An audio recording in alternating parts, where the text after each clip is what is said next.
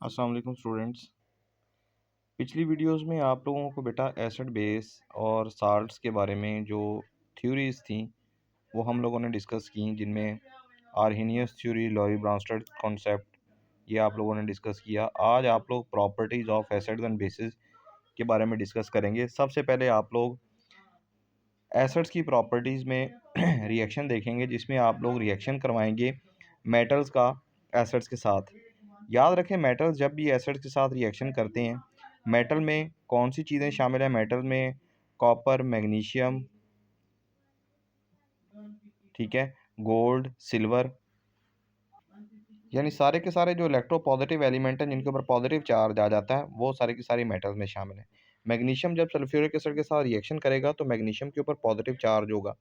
Positive charge negative charge के साथ यानी सल्फेट के साथ मिलकर मैग्नीशियम सल्फेट और हाइड्रोजन गैस एमिट करेगा।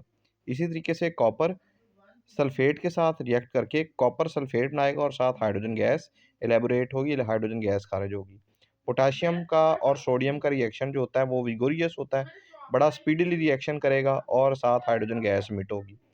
आगे नेक्स्ट जो प्रॉपर्टी आप लोगों की बुक में है वो न्यूट्रलाइजेशन रिएक्शन है। न्यूट्रलाइजेशन रिएक्शन में जितने भी मेटेलिक ऑक्साइड्स होते हैं वो सारे के सारे बेसिक नेचर रखते हैं, यानी उनके अंदर लिटमस पेपर को अगर डिप किया जाए तो उसका जो कलर होता है वो ब्लू हो जाता है। ये calcium oxide, magnesium oxide acid के साथ रिएक्शन करके ये साल्ट और पानी की फॉर्मेशन होती है। ये साल्ट और पानी की जो फॉर्मेशन होती है, इसी तरीके से जो मेटेलिक हाइड्रोक्साइड होते हैं ये भी बेस होते हैं। ये भी जब इनके साथ रिएक्शन करेंगे तो साल्ट और पानी की फॉर्मेशन होगी। ये न्यूट्रलाइजेशन रिएक्शन कहलाते हैं, जिनको हम दो कैटेगरीज में कन्वर्ट करते हैं। आगे आ जाएँ, कॉपर, सिल्वर, गोल्ड वगैरह ये जो और प्लैटिनम ये एसिड के साथ इतना स्पीडीली रिएक्ट नहीं करते। अगला जो सेकंड रिएक्शन है, सेकंड फेज़ है एसिड की प्रॉपर्टी का, वो कार्बोनेट्स और बाइकार्बोनेट्स के साथ रिएक्शन है। कार्बोनेट्स और बाइकार्बोनेट्स के साथ जब भी रिएक्शन एसिड करेगा तो कार्बन डाइऑक्साइड गैस जो है वो एमिट होगी, जिसके अंदर इस तरह से रिएक्शन होगा कि जो कैल्शियम है उसके ऊपर पॉजिटिव चार्ज आता है, क्लोराइड के साथ रिएक्ट करके मिलकर कैल्शियम क्लोराइड बनाएगा, जिसका फार्मूला CaCl2 है। और बाकी H2CO3, ये कॉम्बिनेशन दरअसल H2CO3 कार्बोनिक एसिड का होता है, जिसके साथ पानी और कार्बन डाइऑक्साइड गैस जो होती है वो एमिट करे होती है। आगे आ जाएँ बाइकार्बोनेट्स के साथ रिएक्शन। ये बाइकार्बोनेट्स के साथ रिएक्शन है, सोडियम बाइकार्बोनेट है। ये सल्फ्यूरिक के साथ जब रिएक्ट करेगा तो सोडियम बाइसल्फेट बनाएगा, साथ हाइड्रोजन ऑक्साइड जिसको वाटर और कार्बन डाइऑक्साइड कहते हैं वो बनेगा। इसके अलावा सोडियम बाइकार्बोनेट सोडियम बाइसल्फेट के साथ-साथ सोडियम सल्फेट का रिएक्शन भी बना सकता है। सोडियम सल्फेट का प्रोडक्ट जो है वो भी उनकी मैन्युफैक्चरिंग भी हो सकती है, जिसको आप नीचे देख सकते हैं। इसका मैकेनिज़्म कुछ इस तरह से है, 2 सोडियम के रेडिकल एक सल्फेट के साथ मिलकर सोडियम सल्फेट Na2SO4 बनाएँगे और H2 और कार्बन डाइऑक्साइड खारिज होगा।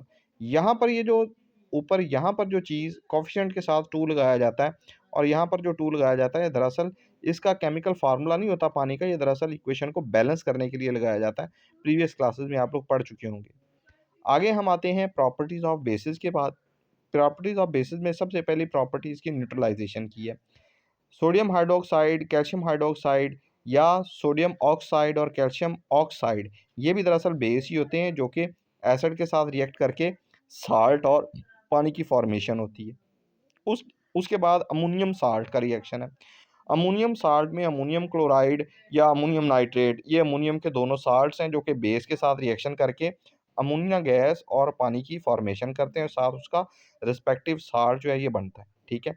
कैल्शियम के ऊपर पॉजिटिव चार्ज आता है, क्लोरीन के ऊपर नेगेटिव होता है, जिसकी वजह से कैल्शियम क्लोराइड बनता है और कैल्शियम क्लोराइड का फार्मूला जो है वो CaCl2 होगा, ठीक है। ये इसकी एसिड और बेस की प्रॉपर्टीज़ थी। इसके अलावा ये जितने भी रिएक्शन लिखे हुए हैं ये बेटा इनकी एग्ज़ाम्पल्स होते हैं। इनकी एग्ज़ाम्पल में आप लोग सोडियम हाइड्रॉक्साइड मैंने लिया हुआ है, आप इसकी जगह प्रैक्टिस के लिए पोटेशियम हाइड्रॉक्साइड ले सकते हैं। इसके अलावा कैल्शियम ऑक्साइड का रिएक्शन भी इसके साथ करवाया जा सकता है, ठीक है। आप उसमें इन केमिकल इक्वेशन में ज़्यादा जो नंबर ऑफ केमिकल इक्वेशंस हैं एग्ज़ाम्पल के तौर पर ऐड कर सकते हैं, उसमें कोई हर्ज नहीं है, क्योंकि बच्चे अक्सर पूछते हैं कि क्या सर हम 2 केमिकल इक्वेशन या 2 एग्ज़ाम्पल लिखते हैं? बेटा केमिकल इक्वेशन जितनी भी ज़्यादा लिखेंगे, आपका इंप्रेशन जो है वो उतना ही अच्छा पड़ेगा और आपके मार्क्स जो हैं वो उतने ही अच्छे आएँगे। आई होप आप लोगों को चीज़ें समझ आ गई होंगी। अगर कोई प्रॉब्लम हो तो आप लोग ज़रूर पूछिएगा। Thank you. अल्लाह हाफ़िज़।